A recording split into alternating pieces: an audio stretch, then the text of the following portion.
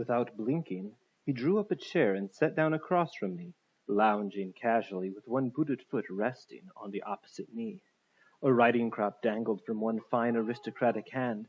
I watched the braided tip, black and scarlet, as it swung slowly back and forth over the carpet. "The idea has its attractions," he said, watching my eyes follow the sweep of the whip. "But I could probably think of something better, given a few moments to collect myself." "I dare say you could," I said, fingering a thick sheaf of hair out of my eyes.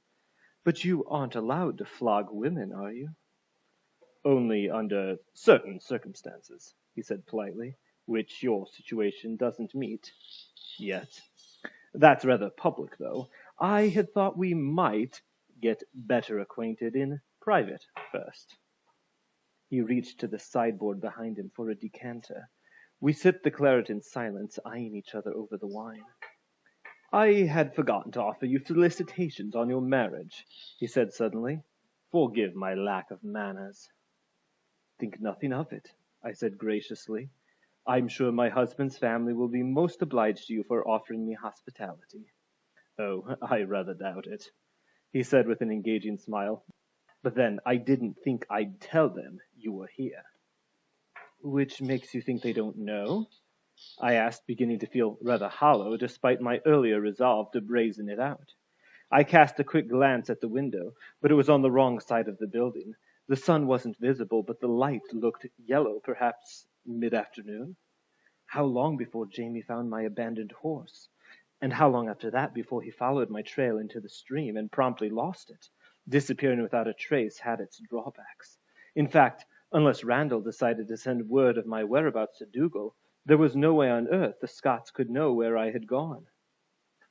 "If they knew," the captain said, arching one elegantly shaped brow, "they would presumably be calling on me already. Considering the sorts of names Dougal Mackenzie applied to me on the occasion of our last meeting, I scarcely think he feels me a suitable chaperone for a kinswoman.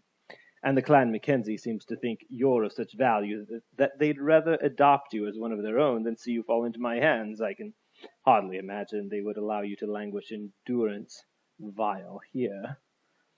He looked me over disapprovingly, taking in every detail of my waterlogged costume, unkempt hair, and generally disheveled appearance.